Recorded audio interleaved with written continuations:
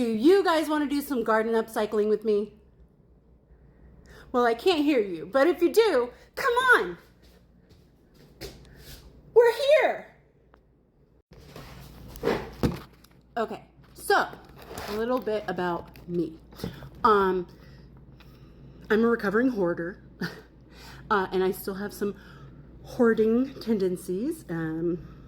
I can count all of the people who would agree, but I will be first to say that I do have a problem with saving things. And one thing that my baby's dad once told me is that I save too much junk, but out of all the people he's ever met, I'm the only one who can take that junk and make it into something cool or useful. This is turning into a whole recipe website with the whole backstory of how you made your mac and cheese. So without further ado, let's get into it. So you may have seen these. I took the brand off because I don't know what the rules are. And they smell so good. Anyway, I saved it, obviously, because I knew I could do something with it. I didn't know if I wanted to make it a jar of some sort or a planter. Since I'm kind of getting into being a green thumb, I figured a planter would be great. And this jar is perfect. It already has all the components you need. You just gotta remove something from it. But first we gotta rinse it out because it still has all the crumbs from the smelly good stuff. Now I just kind of rinse it out regular. Nothing too fancy schmancy. Probably a bit more power. Oh, too much power. So I fill it up a little bit, you know? Just rinse the jar. You know how to do that. Bubbly. Kind of rinse it out. Do it enough times that it's not really bubbly in there. We don't want the soap or whatever, the smelly good stuff to be, you know, hanging out in there too much because, quite frankly, I don't think that's good for plants.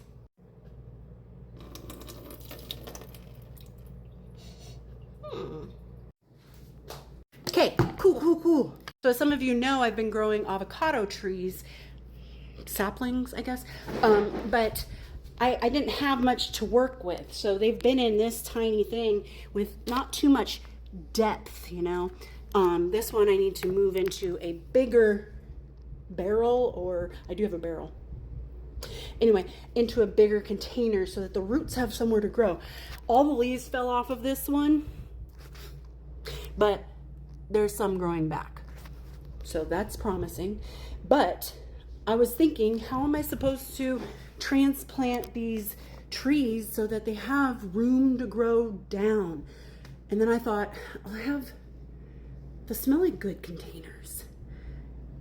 And they have exactly what a planter needs. Now, obviously, a planter can be anything that you can throw dirt into and a seed, but I kind of like upcycling things that I have a really hard time throwing away, you know, because they're useful and waste is a bad thing. So anyway, the cool thing about this jar is that when you try to buy it, it has holes already in it so you can sniff it. It smells so good. And I figured, well, planters have holes in the bottom so that the excess water can leak out. So what we're gonna do is make this into this. Now when I took this off, I realized that it's kind of a second compartment because once that part screws onto that, it kind of seals it off. But there has to be a way for the air to escape, therefore there should be a way that the water escapes. And I found that these holes are a little small, so we'll have to adjust that to look like this. So first what I did was I probably very dangerously, hold on. I made a hole so that I could skizzer my way through. Now, I like to have things even, so when I just start to cut, I just keep my tip of my scissors along this side so that it kind of is a pretty straight cut across, or around, I guess you would say. You cut that off and get off any kind of little bit of jagged or uneven spots on it. Oh gosh, there's not going to be anything left by the time I try to perfect this. So, oh, that's fine. it works. This stuff you can recycle. Okay, so done. Next, we're just gonna take the lid off. And again, probably not the safest way of doing it, but kind of carve a bigger hole in the lid, because this is going to be the irrigation part of your planter.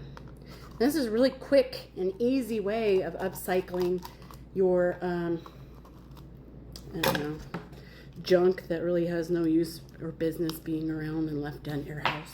But now it does. So anyway, now that you got your holes bigger, you're gonna take and put this back on here. And now it's time for dirt. So kind of just start filling it up. I almost fill it all the way up, because we really just want the top part to be available for the plant that we're putting in it. And really the rest of it is for the roots to grow. Now to plant the plant that we need to plant in the planter. I'm kind of debating on which one to use, like this one that already has leaves coming in, or this twinsy one. It's a twinsy!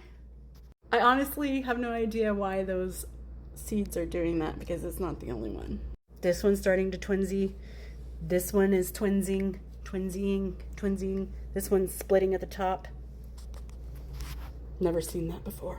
I think I'll go with this one. Now, I'm sure there's better and easier and more healthy ways to remove it, but hey, that's what I'm gonna do. Hey, nice roots, cool. So we're gonna put it over here. Now, part of what you wanna do is make some space, like a hole, for the new resident that you're planting in there. I realized that the roots were trying to grow deep, but they were all like caked up here. So I wanna try to make that part go down as deep as possible without breaking it.